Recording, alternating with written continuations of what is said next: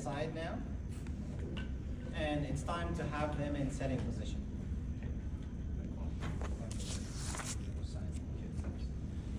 Okay, so this is the affected side, kind of protracted at the scapula for protection of the shoulder.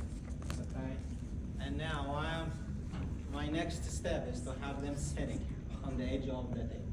Okay, so a little bit of more abduction here. Okay, same as we did last time, to have them on the elbow. Okay, this arm is on my shoulder. My hand is moving to the other scapula. Okay, and the other hand now is on the lower extremities. Help your patient if they need the help. Okay, so now I'm gonna ask him to drop his legs off the table. Okay, if they needed help, I'm gonna, with this hand, gonna have them down there. Okay, and now gonna start popping himself up on that elbow again. Okay, we did that before. So now he's on his elbow. Okay, and you may have your patient do this by himself. Okay, so he could push with this hand to get this limb extended and going into setting. Or if they can't do that, you help them go in there. So now my patient is sitting on the edge of the table. I need somebody to lower it down. Okay, so the table would be, yes, lower down by the other side. And you're always on the affected side. Okay, so his feet now is on the table, on the floor. Okay, and this arm, we're gonna have it in a hand weight bearing position. External rotation. Okay, and now he is sitting with a support on the affected side. If they need more help, you are there to help, or they can use the other side to be in support. So it's kind of a tripod position. Okay, not a full one. Okay, but the patient is supported on this leg. I did the external rotation here at the shoulder, yes, to kind of get the elbow locked. Okay, so now he is sitting. Now I'm gonna be the patient. Okay, a patient with a stroke may sit with a slouched posture and more weight on the less affected side. So we need to correct this. Slouch and weight shifting to one side, which is the less affected side. Sometimes we have other patient listing to the affected side because of spasticity, weakness here on this side, so we list to this side. Or we may have a patient with pusher syndrome if he is the therapist, and this is my less affected side. Okay. Okay. So I'm gonna be doing. Okay. So I'm gonna be doing this. As he tries to correct me passive, I'm gonna push against him. Look at my posture here. That's exactly what the patient does. Use the less affected side. Okay. Abduction here, external rotation at the hips. This hand to push. As you correct them passive, they're gonna push more. That's the pusher syndrome. Okay, that's why it's called pusher. This patient is always pushing. If we are standing up, okay, I'm gonna be this. So look at my leg. I don't have anything to push with the hand, but I'm there with the leg. So this is the pusher. All right. So you remember this guy needs a lot of being careful with that. Okay. So back to sitting again. Okay. So with the task analysis, the patient is either doing this in setting, you need to correct that, right? Or doing this, or listing a little bit to this side, or pushing. Who's doing this all the time?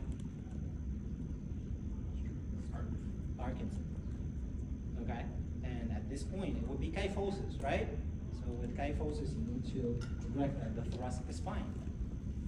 If it's stroke, you would need to support at the lumbar. Okay? So it depends. Some patients with Parkinson, late Parkinson, I mean, 7 years of Parkinson's. they would not have the flexibility to do this, right? So before you do anything, you start mobilizing. You remember the mobilization of the thoracic spine? You can do that. Okay? All right. So now my patient of a stroke is just slouching a little bit. Okay, here.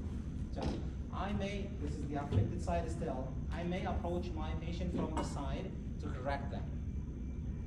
So here is my first hand, here is my second hand. How many times I do this? Before any activities, you ask your patient to sit straight, nice and tall first. Okay. They can do it, they can't, I'm gonna start correcting. Okay. So you start here, and then I'm gonna do another task. I'm gonna do another exercise. But before they start anything, you should be straight all the time. So I can approach my patient from here. I mentioned a patient with Parkinson, right? So this is my hand here on the lumbar spine, so I can correct. But for a patient with Parkinson, I may need to move my hand up to the thoracic spine, okay, and get them straight again. Okay? If it's not kind of correctable, I will do mobilization for that. Okay? So here and there. Okay? Look at my hands. Those two fingers are on the clavicle. Okay? The other hand is very wide, and I'm doing it here. Here's my hand. So here's my hand. And I am on the muscles. I'm trying to facilitate muscles. Okay? I'm not moving my hand on the bone. Okay? Bones will not respond to it. We need the muscles. So see? Okay? The other one is just to give a counter action. Right? So here the clavicle and facilitating the lumbar muscle. Those are really what I want to facilitate. Okay? So this, if I am approaching my patient from the side. I can approach my patient from the front. Okay? So I would be sitting in front of the patient.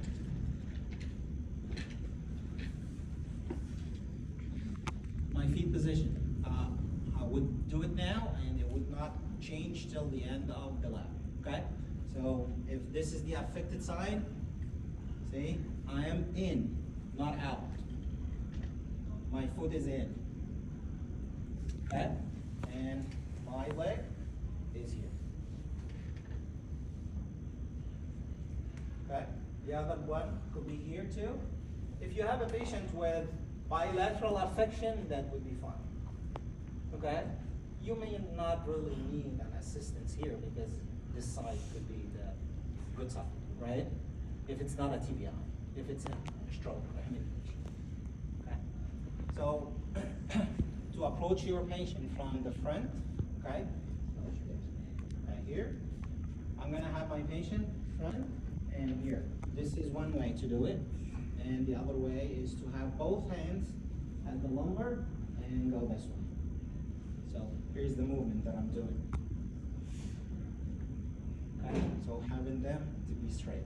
Like again, and I am facilitating muscles. My hands are on the lumbar and the glutes. Okay, and your body should be also moving with them. Okay, so I'm here, and I'm getting there. All right. Okay. All right. Let's practice those two components before we move with